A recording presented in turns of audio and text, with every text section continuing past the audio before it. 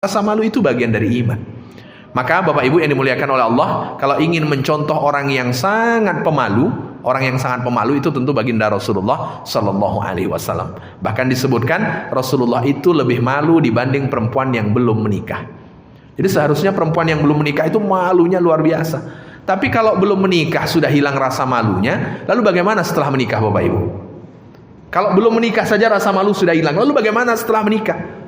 Maka Rasulullah itu digambarkan rasa malu beliau itu lebih dibanding kemudian perempuan yang belum menikah. Maka Rasulullah tak pernah menceritakan kehidupan, mohon maaf, yang terkait dengan kehidupan berumah tangga kepada orang itu Rasulullah tak pernah menceritakan. Maka kalau kemudian kita tengok tentang cerita-cerita Rasulullah Sallallahu Alaihi Wasallam dalam kehidupan rumah tangga untuk hal-hal yang sensitif diceritakan kepada orang, itu yang bercerita siapa? Yang bercerita istri-istri beliau. Kenapa Rasulullah tidak bercerita? Karena Rasulullah sangat pemalu.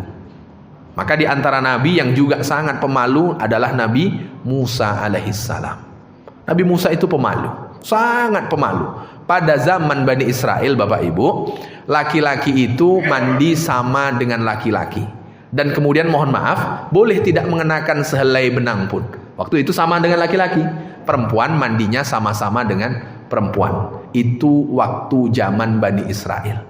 Kira-kira kita lebih dahsyat atau lebih baik dibanding Bani Israel saat mandi balimau? Laki-laki dengan laki-laki, perempuan dengan perempuan, atau campur aduk Bapak Ibu? Ini saat Bani Israel. Maka akhirnya meskipun itu boleh pada masa Bani Israel, Nabi Musa tak pernah mandi bersama meskipun dengan sama laki-laki.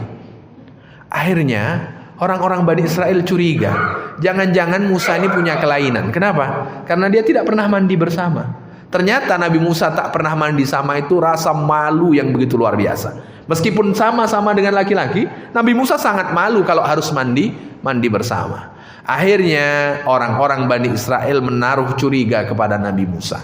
Karena menaruh curiga, akhirnya mereka sepakat sama-sama untuk mengintip Nabi Musa mandi. Maka orang yang suka mengintip orang mandi, itu sama dengan Bani Israel zaman Nabi Musa alaihissalam. Itu mengintip orang mandi itu. Mengintip orang mandi. Maka Bapak Ibu kalau lewat Sungai Siak itu masih banyak kanan kiri itu. Jadi mengintip orang mandi. Akhirnya saat diintip Nabi Musa ini, lalu kemudian batu yang Nabi Musa meletakkan baju di atas batu tersebut membawa lari baju Nabi Musa. Artinya batu itu bergeser sehingga baju Nabi Musa itu menjauh dari Nabi Musa. Lalu bagaimana Nabi Musa ingin menjangkau bajunya? Tentu berdiri. Saat berdiri nampaklah oleh Bani Israel ternyata Nabi Musa tak punya kelainan. Ini menunjukkan bahwa Nabi Musa kenapa tidak mau mandi bersama? Karena malu. Marahnya luar biasa Nabi Musa dengan batu itu tadi.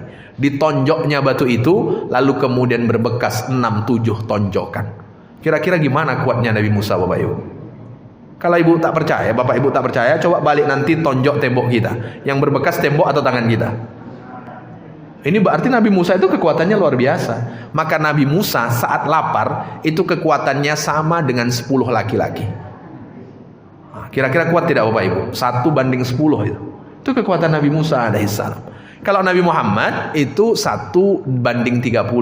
Jadi Rasulullah itu kekuatannya sama dengan 30 laki-laki. Sama dengan 30 laki-laki. Maka batu yang ditonjok oleh Nabi Musa itu berbekas. Saking marahnya. Kenapa?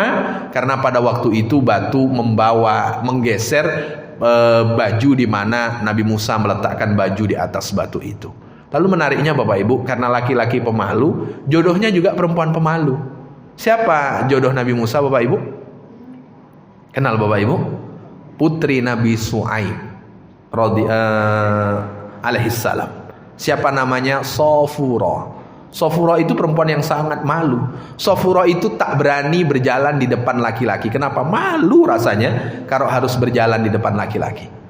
Ini laki-laki sekarang kalau bisa berjalan di belakang perempuan. Dan perempuan merasa nyaman pula kalau harus berjalan di depan laki-laki. Ini Sofuro ini sangat pemalu sehingga dia segan kalau harus berjalan di depan laki-laki. Maka pasangannya juga laki-laki yang luar biasa, yaitu Nabi Musa alaihissalam. Dan malu itu bagian dari keimanan.